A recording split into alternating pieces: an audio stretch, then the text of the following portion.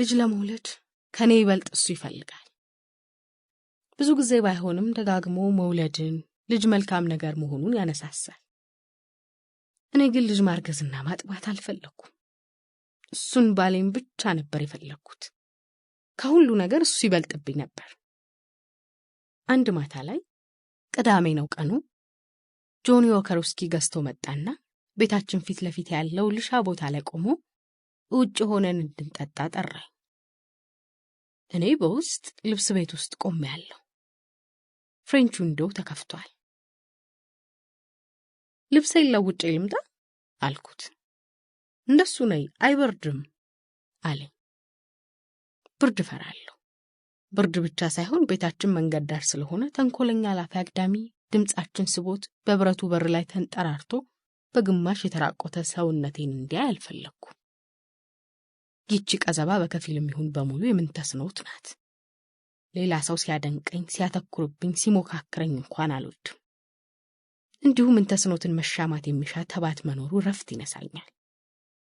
አልመጣም ስለው ፈርቼ ነው እንጂ ለቀላዋጭ የሚያጋልጠኝ በቂ ብርሃን ኖሮ እንኳን አልነበረም። አንዳንዴ ስንወደድ፣ ስንለመን፣ ለፍቅር ድሪያ በሚወደን ስንጓጎጥ በትንሹ በመግደርደር ይሄን መለመን ይሄን ልምምጥ በጎላ መልክ እንድንሰማው እንፈልጋለን። እንዲነገርልን እንፈልጋለን። እየተግደረደርኩ ግን ሄድኩ። ብርጭቆ እንኳን መያዝ ረሳሁ። እሱ ጋር ስደርስ ለእኔ ሲል በጠርሙሱ ክዳን የቀዳትን ውስኪ በስመ አብ ብለሽ ጠጪ ብሎ ሰጠኝ። እሷን ጠጣሁ። ከልጅነቱ የቃቃ ጨዋታ የቀዳት ነገር ሲያሳዝን። ኮቴል ልስጥሽ አይደለም አለኝና ኮቱን አውልቆ ትከሻዬ ላይ ያደረገና በቁሙ ከጠርሙሱ ተጎነጨ። ዛሬ መስከር አሰኘህ? ካንቺ ጋር ብትንትን እንበል። ጥሩ አይደለም። ትንሽ ሞቅ ባይሆን እሱ ይሻላል። ለምን አንቀመጥም? ይበርዳል አልኩት። ውስኪ ባልያዘ እጁ መሬቱን ሞከረና አይበርድም፣ እኔ እቀመጣለሁ፣ ጭኔ ላይ ትቀመጫለሽ። እምቢም። ለምን? ነይ። እዚህ አይመችም፣ መጥፎ ጊዜ ነው። ምንም አናደርግም፣ አይዞሽ። ምንም አናደርግም። ምንም? ጎረቤቶች ያዩ ሆናል። ምን መሆንሽ ነው? እብድ አደረግሽ? እንደተቀመጠ እሱ ላይ ሳይሆን እግሮቹ መሃል እግሮቼን አጥፌ ቁጭ አልኩ። አንድ ጉልበቱን ተደግፌ ጠርሙሱን በቀስታ እየተቀባበልን መጠጣት ጀመርን። ጨለማው እየከበደ በግምት 2 ሰዓት ሲሆን ሁለታችንንም ሞቅ አለን። ያ ምሽት፣ ያ የጠራ ሰማይ፣ ያ የአትክልቶቹ ጠረንና ንቅናቄ፣ ያ ጸጥታ፣ ያ ቀላል ምቾት እስካሁን ድረስ ልቤና ህሊናዬ ላይ ተቀርጿል። በጠቆረ የአንጎሌ ሰማይ ላይ ሳያርፍ የሚሮጥ ሰው እንደያዘው የእጅ ባትሪ ብርሃን እየሞቀንና የቅዝቃዜው ጥንካሬ እየቀለለን ሲሄድ ሳሩ ላይ ጎን ለጎን ጋደም አለ። ፊቱን ወደፊቴ ዞር አድርጎ በወፍራም ድምፁ የረባና ያረባ የሚያስቅና የሚያሳዝን ነገር አኩተመተመልኝ። በረቢ ተራራ ላይ ብርሃን አየሁና አልኩት፣ ያ ምን ይሆን? ብቸኛ ፍቅር ትሆናለች። ሴቴ ብርሃን ወንዴ ብርሃኗን ስትጠብቅ ስትችልበት ስታምር። እውነት ታዲያ ጠዋት የሚሆነው የወለዷት ፀሐይ ስትመጣ አይደል? ሂድ። ምን ይለኛል ሰው በመንገድ የሚያልፍ? ባዘነ ጨለማ ትስቃለች እዛ። በሉ ጠጋ እንበል፣ መውደድ ከሷ እንግዛ። ሂድ። በሞቅታው ትንሽ ዞር የምትል ጭንቅላቴን ላባብል አይኖቼን ስጨፍን ግርማ የሞላበት የምንተስኖት ድምፅ ከምድር ጥልቀት የመጣ መስሎኝ ነበር። ባለማመን እጄን ወደ ተጋደመበት ስሰድ ጣቶቼን ለጨዋታ በትኩስ ጥርሶቹ ቢነክስ እንዴት ልበል፣ ልገልጸው የማልችል አይነት ፍስሐ ካንጀቴ ወጥቶ በዛ ቦታ በዛ ምሽት አረንጓዴ ግቢ ውስጥ አልፈሰሰም። በዚህ የፍቅር ማታ የሁለታችን ሳቅ ነበረ ንጉሠ ነገሥት። በዚያች ግርማ ባላት የምሽት ዙፋን ላይ የሁለታችን ስሜቶች ብቻ ይመስሉኛል ዘውድ የደፉት፣ ሐር የለበሱ፣ ሉል የያዙ፣ በትረ መንግስት የተደገፉ። እየተፈላለግን ሄድንና ኮቱን መሬት ላይ አነጠፈ። በሜዳውና በቤታችን መሃል ርቀቱ እንደ ኦጋዴን መሰለኝ። እንዲህ መቅላት በጀመሩ አይኖቼ ዞር ዞር እያልኩ ሳይ ግቢያችን ከመቼውም የሰፋ መሰለኝ። በመቃጠል ላይ ባለች አፉ ሰውነቴን ሲዳስሰኝ ኮቱ ላይ በጀርባዬ ተንጋለልኩ። የገበሩ ቦብሊን ቂጤንና ወገቤን በሚጣፍጥ ቅዝቃዜው እየነካኝ። ሰማዩ ንጹህ ጥቁር ነው። ስፋቱና ጥልቀቱ ልብ ይሰውራል። ውብ ሆንኩ መሰለኝ። ይጋባል መሰል። ለረጅም ጊዜ ተሳሳምን። የውስጥ ሱሬን ሲያወልቅና በጋለው በሚፋጀው ሰውነቴ ላይ ቀዝቃዛ አየር ሲፈስ ልቤን የሆነ ነገር ሰለባት። እንደ ትንሽ ልጃገረድ አፌን ከፍቼ ክንዱ ላይ ተጋደምኩ። እሱን ተደግፌ ተኝቼ ስባንን ሁሌ ልብ የምለው የተከፈተ አፌን ነው። ያሳፍረኛል። ለምን ይከፈታል እያልኩ ያሳፍረኛል። እንዲህ የተጠጋሁት የሳሩ ጠረን፣ የሱ ላቦት ያፉ እስኪ ሲነፍስብኝ በትከሻው አሸጋግሬ ከርቀት የማያት ደቂቅ የኮከብ ሞሳ ከሷ ላይ ማር እየሳቀ ከሩቅ የምሰማው የሰው ድምፅ እንደሚፈስ በገና ማህፀኔም እንደ ሞቄ ረግረግ እግሬ ዳሌው ላይ አርፎ የኔ ዋዋዬ እመቤትዬ ለልጅ ይሁን አለ። ሰምቼዋለሁ፣ ደሞ አልሰማሁትም። የነሆለለች ልቤ የነዳችኝ እግሮቼን ግራና ቀኝ ጭንቅላቴ ሳሩ ላይ አርፎ በዚያን ወቅት የምንኖረውን የሥጋ ደስታ እያሰብኩ የጠየቀኝ ጥያቄ ትዝ አለኝና ለልጅ የሚነድ ጦር ሲጠጋኝ ይሰማኛል። በድንገት በርግግ የተነሳሁና ቁጣ በተሞላው ቃል እየተንተባተብኩ ከላይ እንዲነሳ ጠየቅኩት። ምን ነው አለኝ። ፊቱንና መዳበሻ እጁን ቅር ብሏቸው እንደ ጎዳሁት ገብቶኛል። ልጅ መውለድ አልፈልግም፣ ስንቴ ልንገር አልኩ እየተነጫነጭኩ ተሰብስቤ ቁጭ ብዬ ዝቅ ባለ ድምፅ። ወደ ደረቴ ጎንበስ አድርጌ እየተናገርኩ በልፊያ የተበታተነ ጸጉሬን እየሰበሰብኩና በእጆቼ ወደ ኋላ እያበጠርኩ በእናትሽ አንድ እንኳን ቢሆን እንውለድ፣ ትንሽ እንቆይ። ልጅ ከመጣ ካንተ ጋር መሆን አልችልም። ያው ነው የኔም ቤት። አንገቴን ሳመኝ፣ ፊቴን ሳመኝ፣ ሁለመናው ይለምነኛል። ግንባሩን አልቦታል፣ ደረቱን አልቦታል። ከንፈሮቹ ጥፋት እንዳጠፋ ልጅ ይርበተበታሉ። አይሆንም፣ እዚህ ደግሞ ብርድ ይገባኛል ብዬ ተነሳሁ። ያን ቀን ተናደደ። አይናደድም። 3 ዓመት ስንኖር ተናዶ አያውቅም። መናደድ ለሱ እንግዳ ጸባይ ነው። ተረበሽኩ። ለምንድን ነው ብዙ ጊዜ የኛ ሴቶች የሚወደንን የማናውቀው?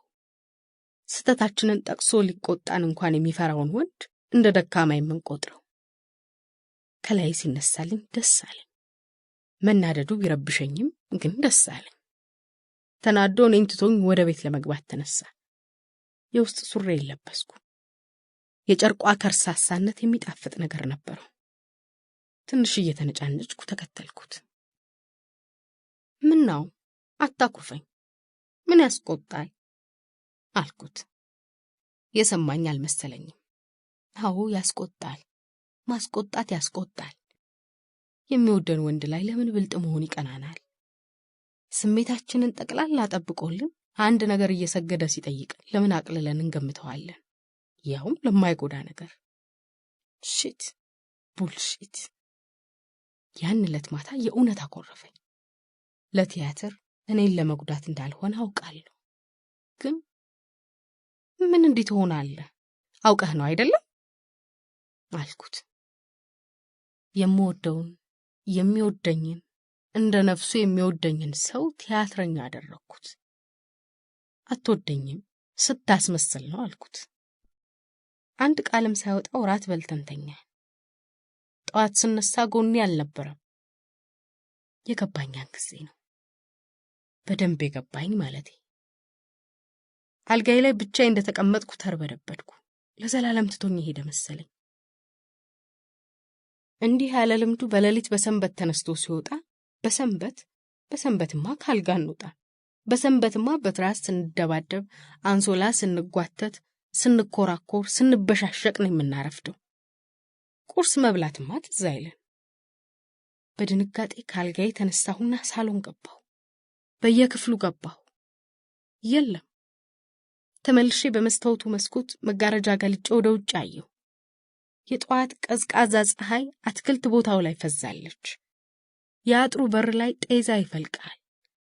አትክልት ቦታው መሃል ላይ ያልተከደነ የውስኪ ጠርሙስና መሬት ላይ የተነጠፈውን ኮት አየሁ። ያለፈውን ምሽት አስታወስኩ። አሁን ባገኘው ተመኘው። ይሄ ጊዜ ሳያልፍ እንዲያስረግዘኝ ፈለግኩ።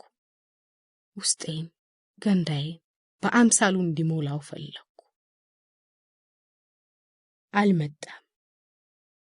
ለዘላለም አልመጣም። የተቀመጠበት ታክሲ ከአንድ አምቡላንስ ጋር ተጋጭቶ ነው አሉ። ከአምቡላንስ ጋር 2 ሰዓት በኋላ ሆስፒታል ተጠርቼ ሄድኩና ሲሞት አየሁት። ጭንቅላቱን እየነቀነቀ። ለምን እንደነቀነቀ ይገባኛል። በተጋደመበት ሕይወቱ ሲያልፍ አንጀቴን አጥፌ ሆስፒታሉ ወለል ላይ እንዳበደ ሰው ስፈራገጥ ዓለም ካሁን በኋላ ትጥፋ ስል ለምወደው ባሌ ብቻ ያለቀስኩ የመሰላቸው ብዙ ነበሩ። ለኔ እሱ ብቻ አልነበረም፣ መወደዴ ብቻ አልነበረም። አንድ የተመኘውን ነገር ላደርግለት ባለመፈለጌ ቆጭቶኝ ነው። አቤት ሲቆጭ! ዋይ ሲቆጭ! 40 ተለቅሶ እስኪያበቃ ከዚያች ከአትክልት ቦታ ኮቱና የውስኪው ጠርሙስ ማንም ሳይነካቸው በፀሐይና በውርጭ ሲሰቃዩ ከረሙ። ማን ቤት ውስጥ እንዳስገባቸው ትዝ አይለኝም። ዛሬ ኮቱን ሳየው ጠቅላላ ያልመረጥኩት ዕጣዬ እዚያ ውስጥ በጭንቀት ተጠቅሎ ሲያቃስትና የማያውቀው ሞቱን ሲሞት ይታየኛል። በኮቱ እጀታ፣ በኮቱ ክሳድ ጠረኑ ቀርቶ እንደሆን ወደ አፍንጫዬ ወስጄ እፈልገዋለሁ። የለም። የሚያጋጥመኝ ጠረን የደረቀ ሳር፣ መሽተት የጀመረ ጨርቅ፣ ከቁም ሳጥኑ የሚወጣው የብልና የአሮጌ እንጨት ጠረኖች፣ አልፎ አልፎ የኔ ሽቶና ላብ ጠረን፣ የዚያን ዕለት ማታ ያላበው ቂጤ፣ ጀርባና ወገቤ የተውት የሽቶ ጠረን ይሁን አይሁን አላውቅም። ዛሬ እዚህ ሳሎን ተቀምጬ ወደ ውጪ ስመለከት የኔ ሕይወት አጠውላለጉ እስኪያስደነግጠኝ እስኪያሳብደኝ ድረስ ተዘበራርቆና ወድቆ ሳለ እዚች አጥሬ ዙሪያ የተንጠለጠለው የሐረግ አትክልት ሐመልማሉ ግን አማረም አላማረም ሳያቋርጥ መድመቁ መተንፈሱ ይገርመኛል። የማንጎ ንግርት። የምንተስኖት አባት እሱ ከመሞቱ በፊት ቤታችን ይመጡ ነበር። ዛሬም አንዳንዴ ብቻዬን እንዳልሆንኩ ሊያስታውሱኝ እግዚአብሔር ይባርካቸውና ብቅ ይላሉ።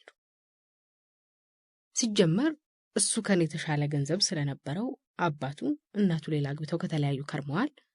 ጥቅማሽ ትቼ የመጣ መስሏቸው ነበር። ራቅ ያደርጉኝ ነበር። ጨዋታ ካበረታሁባቸው እንደ ልጃቸው የምጠብሳቸው የመሰላቸው መሰለኝ በረቀቀ ጥበብ ይሸሹኛል። ብዙ ጊዜ ስለ እኩያ ያወራሉ፣ የገንዘብ ማለታቸው። እኔ እንደተጠራጠሩ ማረጋገጫ ይሆን ዘንድ እንዲገባኝም አድርገው ልጅ መውለድ እንዳለብን ይሰብኩን ነበር። ግፊታቸው እንዲሰማና ሐሳባቸውን በሁሉ ቀናዊነት ሊጠምዱት ከሐረርጌ አስኮ የማንጎ ችግኞች አምጥተው ከቤታችን ጀርባ ያለች ተጠቅመንበት የማናውቅ ባዶ መሬት ላይ ተከሏቸው። እንዲህ አሉን ያን ዕለት። የበሰለ ማንጎ ፍሬ ሳይ ሆዷ አድጎ ቆዳዋ በመወጠሩ የሚያብለጨልጭ ሴትና ከሷ የሚወለድ ወንድ ልጅ ይታወሰኛል። እውነቴን ነው። አብራችሁ ቆያችሁ ብዙ። ሰው ጋብቻችሁ የቀልድ ይመስለዋል። የጋብቻ ዓላማው የመውለድ ነው። ሌላውማ ከውጭ አልቆ ማረጋገጫ ስጡን እንጂ ወንድም ለወንድነቱ ሴትም ለሴትነቷ። ይሄ ማንጎ ሲያብብ ልጅ ማየት አለብን። እውነት 1-3 ወር ከርሞ ምን ተስኖ ታረፈ። ከዚያ በኋላ የእውነት ሊያዩኝ አልፈለጉም። ቤቱን ስጭኝ ብለው አልተከራከሩኝም። ጠፉ። ኮስተር ባለመልክ ብቻዬን እንደምኖር ከወንድና ከሰው እንደተገለልኩ ሲያውቁና በወሬ አቀባባይ ሲነገራቸው ሊጠይቁኝ ይመጡ ጀመር። እኔን ሰላም ብለው ትንሽ አዋሩና ወደ ጀርባ ሄደው ማንጎ የተከሉበትን ቦታ ያያሉ። ቆመው ሳያቋርጡ እሱን ያያሉ። ቢያንስ ለኔ ሲመስለኝ። ሲደጋገምብኝ ጊዜ ጠየቅኳቸው። ያችን ቦታ አየሻት? ማንጎ የተከልኩባት ቦታ ነበረች። ትዝ ይልሻል? አዎ። ስተክል በሆዴ ትንቢት እንዲበጅልኝ ትንሽ ራእይ እንዳይ እግዚአብሔርን ለምኜው ነበር። ምን? ልጅ የምትወልዱ አይነት ከሆናችሁ እንዲያብብ ካልሆናችሁ እንዲደርቅ ሚስጥሬ ነበር። አየሽ፣ አንድ ልጅ ነበረኝ፣ አንድ ብቻ። እሱም ዘር የለው። አንቺን ለመወንጀል አይደለም የታቀደ። አየሽ፣ የማንም ጥፋት አይደለም። አውቀን ክፉ አንሰራም። ይህች ማንጎ ለሁሉም የምትሆን ንግርት ነበረች። ዘሪም ዘርም አይኖርም ማለቷ ነበር። አልበዛም ግን፣ እግዚአብሔር አላበዛውም ግን፣ እኔንም ልጄንም የዘነጋን ይመስለኛል። የዚህ አትክልት ቦታ በየወቅቱ መለዋወጥ ያስቀናል።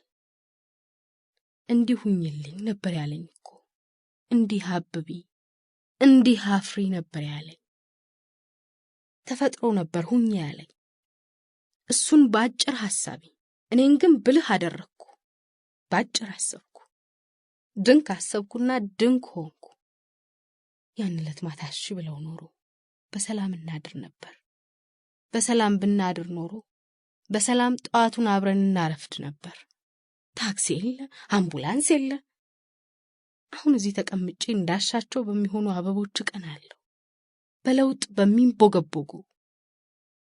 እኔ ግን በበቀል ለምለም ማህፀሬን እያጠወለገው እግዚአብሔር ያበጀለት መረቁ በቁጭትና በተስፋ መቁረጥ በየቦታው እያዝረበረብኩ።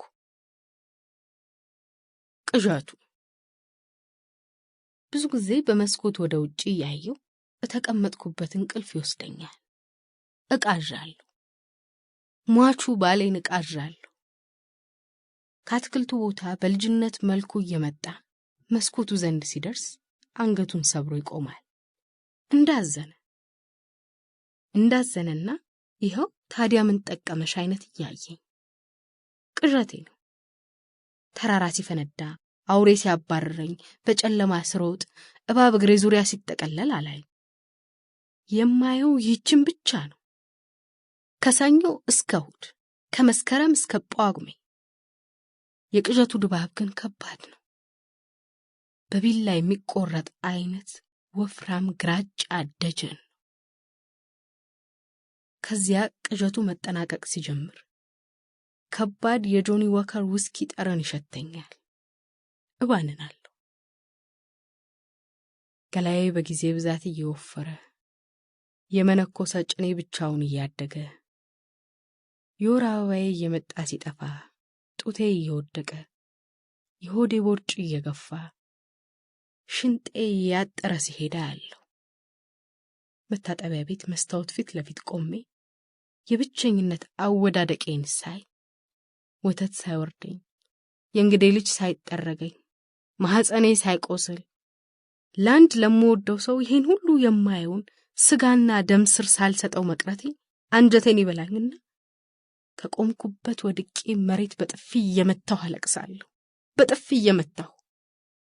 ይሄ ሁሉ ስቃዬ ግን ከእግዚአብሔርና ከሰይጣን በተቀር ማንም ሳያውቀው ባዶ ቤት ውስጥ ይቀራል እየመሰለኝ። ታዛቢ የውጭ ሰው እንደተጎዳው ከመገንበት ሌላ ይሄ በምን አይነት ዝርዝር መልኩ እንደሚሰማኝ አይረዳም። አንዳንድ ሰዎች ደግሞ በድብቅ ማንም ሳይ ከሌላ ወንድ ጋር የሚወጣ ይመስላቸዋል። በጀርባዬ ተሸሽጎ አያሰኛትም እንዴ የሚል አይጠፋም። የውጭ ባዕድ ሰው በሚመች ቤት የምኖር፣ የሚመች ስራ ያለኝ፣ የሚመች ደሞዝ የማገኝ፣ በጥጋቤና በኩራቴ ብቻ ተገልዬ የምኖር አይነት ያደርገኛል። የውጭ ሰው ፀሐይ ውስጥ ከሚያየው ቅርፊቴ ሌላ የተለየ ነገር እንደሚሰማኝ አያውቅም። ልጤን ያደንቃል፣ ቅርፊቴን ያምናል፣ ልባሴን ያደንቃል፣ ጥሩ መልበሴ፣ መካከለኛ ዕድሜ በመግባቴ ያማረ የመሰለ ገላዬ፣ ኮስታራ ሰራተኝነቴንና ቁጡ ወንዳ ወንድነቴን ያደንቃል። ይሄ ቅርፊቴ ነው። ይሄን አምኖ እንጂ ተጠራጥሮ ለመስበር የሞከረ የለም። ያገለኛል፣ አገለዋለሁ። ራቅ ራቅ። የኔ መደሰት የሚለካው የማህፀኔን ጥልቀት በማስለካት ብቻ ነውን? ስህተት። እንኳን ከሌላ ልግባባ ከራሴ መግባባት የከበደኝ ሴትዮ ነኝ። የምፈልገውን እያፈረስኩ የቋመጥኩለትን እየሰበርኩ ከልጅነቴ ጀምሮ በፍቅር ከለታት አንድ ቀን አድናቆት የተከናነበው ሰውነቴ ወደ ስጋ ክምር ሲለወጥ የምን ተፍረት ጸጉሬ እንኳን ራሱ ማደግ ከብዶት ተሰባብሮ የሚወድቅ ኮሰረት አስታ እስኪመስል ድረስ እንዲህ በቀስታ ሳልቅ ተቀምጬ ባዶ አየር ውስጥ ማፍጠጥ ደከመኝና ራቴን ቀዝቃዛ እንጀራ በክክ ወጥ እናም ሻይ ጠጥቼ ለመተኛት ክፍሌ ገባሁ። የእንግዳ ማረፊያ የምንላት የምትባል እሁድ ጠዋት ጥበቷና ሙቀቷ ውጡጡ አያሰኝም ነበር። ግድግዳዋ ለስላሳ ሰማያዊ፣ የጣሪያው የኮርኒሱ ክርታስ ክሬም ቀለም ነው የተቀባው። ካምፖሎ የሚወጣው ብርሃን የቀላ ቢጫ ነው። በስተግራ ከአልጋው ግርጌ የደረቅ ሳር ቀለም ያለው ባለ ሁለት ተካፋች ትልቅ ቁም ሳጥን ቆሟል። አልጋው አልተነጠፈም። ትናንት እንደተኛሁበት ነው። አልጋው አጠገብ ያለችው ትንሽ ቁም ሳጥን ላይ ቀን ከሥራ ጓደኞቼ ጋር ገበያ ሄጄ ልብስ ሲገዙ እኔም ባይቅርብኝ ደስተኛ ለመምሰል የገዛሁት የውስጥ ልብስ በጋዜጣ ቁራጭ ተጠቅልሎ ተቀምጧል። በተራ ጉጉት ጋዜጣውን ተረተርኩና ጨርቁን አውጥቼ አልጋ ላይ ዘረጋሁት። ከቅላቴ ጋር ስለመሄድ ጥቁር ልብስ ከድሮም እወዳለሁ። ውስጥ ልብሴ የምለብሰው ቀሚስ፣ የምበላው እንጀራ፣ የምጠጣው ጠላ፣ ባሌ ራሱ ጥቁር መጋል ነበር። ጠንካራ ፀሐይ የመታውለት ባሪያ የሚያሰኘው አይነት። የውስጥ ልብሱ ከለስላሳ ቁስ የተሰራ ነው። ሐር ሳይሆን አይቀርም። ከምን እንደሆነ ግን አልተለጠፈበትም። በእጄ ሲይዘው ሳያቋርጥ ያዳልጣል፣ ያመልጠኛል። እንዳላበው የወንድ ልጅ ሰውነት፣ እንዳላበው ባሌ። ዋኖስ ልትላት፣ ወንድ ከሆነ ስምዖን ልትለው በእኔ ስም። 1985 ሆላንድ።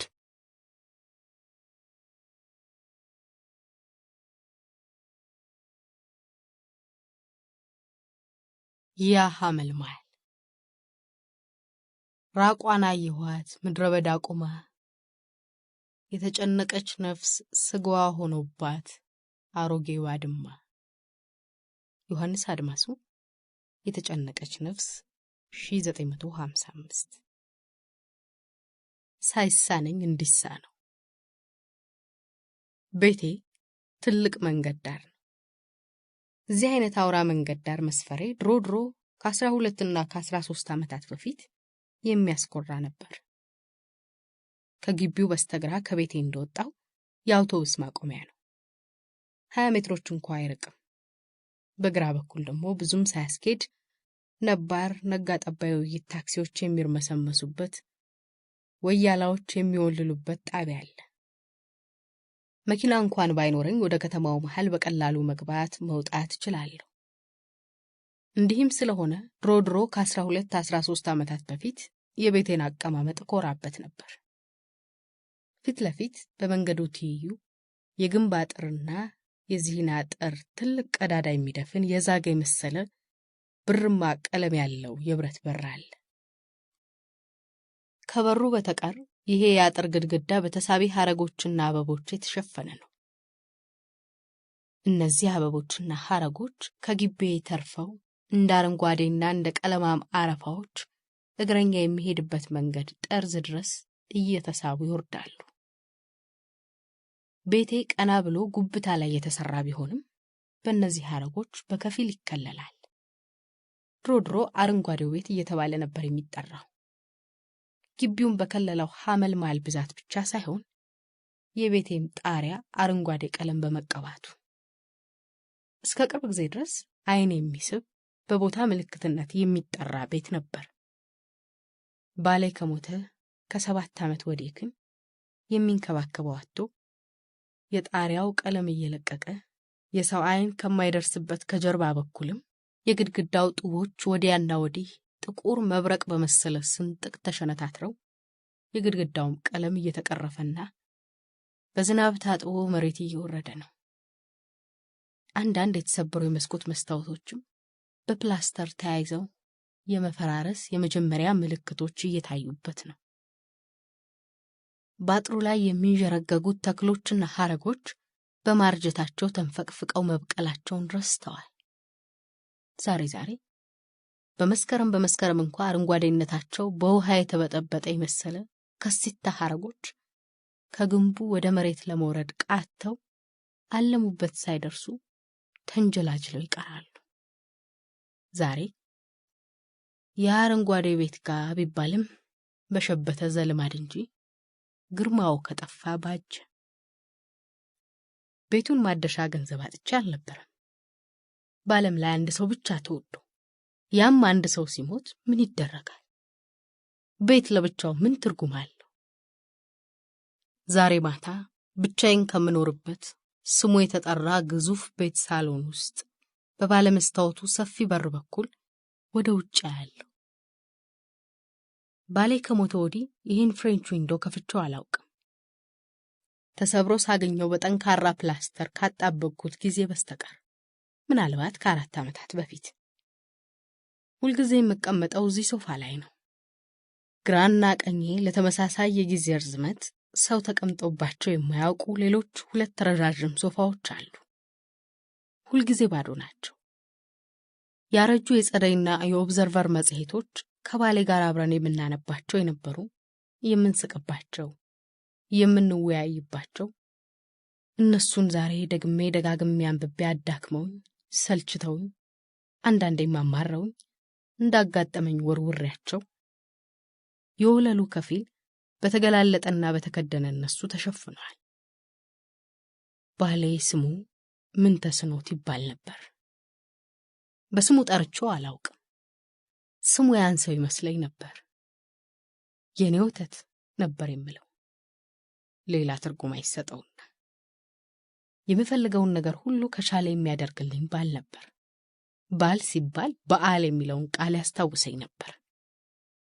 እሱን የጠየቅኩት ጉዳይና ነገር ሁሉ ይፈጸም ነበር። የምሻውን ምንም ነገር እምቢ ብሎኝ አያውቅም።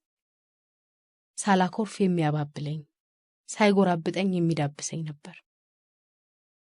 በጥጋብ ኩርፍ ያለም ቦጬን ስጥል ግንባሩን ግንባሬ ላይ አስደግፎ ያሻሸኛል፣ ወይ ፊቴን በእጆቹ መሃል አስቀምጦ የኔ ሞላጫ ማንጎ ይለኛል። አንገቴንም ለማባበል ከሀብሌ ጋር በሰፊ እርጥብ አፉ ይዘዋል። ዘፈን አይችልም፣ ግን በሻካራ ድምፁ ለአንጎራጉር ሲል አንጀቴ ይላወሳል። ታላቅ ደስታና የምቾት ጊዜ ነበር። ስህተቱ ይሄ ሳይሆን ይቀራል። ስህተቴን ሁሉ በመውደድ እየሰረዘ ሲቀበለኝ ጊዜ ጥጋብ የተባለው ነገር ተሰምቶኝ፣ መቼም ስለ ጥጋብ ብዙ አልተጻፈም አልተባለም እንጂ ከኔ ጀምሮ ኢትዮጵያውያን የምንቻል ሰዎች አይደለንም።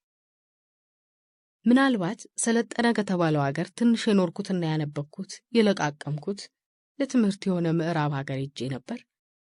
የሴትነት ዕውቀት አፍቃሪ ላይ እንኳን ምህረት የለሽ ባለ ነጻነተኛ አድርጎኝ ይሆን? ወይ ዕውቀቴን በትክክል መጠቀም አለመቻሌ? ወይስ በተፈጥሮ ባለጌ ሆኜ? በተለይ ቅዳሜ ከሰዓት በኋላ በየካቲትና በታህሳስ በጋዎች ከቤታችን ጀርባ የሚጠቀለል ቀላል ስፖንጅ ፍራሽ መሬት ላይ አንጥፈን ገላዬን በቅባት የሚያሸኝን አረሳ። ዛሬ አንዳንድ ጊዜ አይኖቼን ጨፍንና እሱ እንዳለ ሁሉ ወለል ላይ በሆዴ ተኝቼ አፌን ከፍትና እጆቹ ጀርባዬ ላይ እንዲመጡ ጠብቃለሁ። በሚያዳልጥ ሙቀታቸው እንዲዳብሱኝ ጓጓለሁ። ታዲያ ግን ዛሬ በድብርት ዳምጠው ተተምትሜ የተጋደምኩበት እንቅልፍ ይወስደኛል። የደረቅ ሌሊት ብርድ የመስታወት በሩንና መጋረጃውን ዘልቆ አልፎ ራቁቴን የዘረጋሁበት ወለል ላይ ይዘኛል። እየተንጠራራው እየተነጫነጭኩ ከሱ ጋር እጋራ የነበረ አልጋ ውስጥ ገብቼ ተኛለሁ። ጧት ፊቴን ስታጠብ